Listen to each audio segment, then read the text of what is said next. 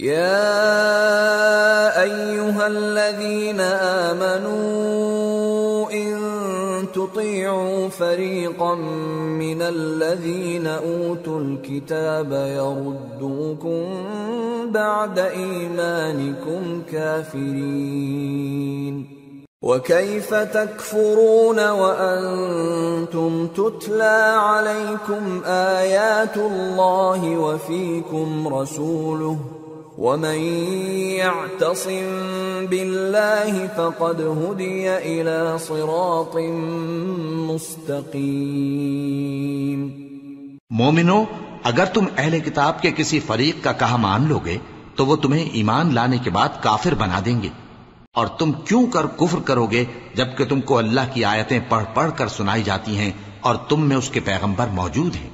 اور جس نے اللہ کی رسی کو مضبوط پکڑ لیا وہ سیدھے رستے لگ گیا۔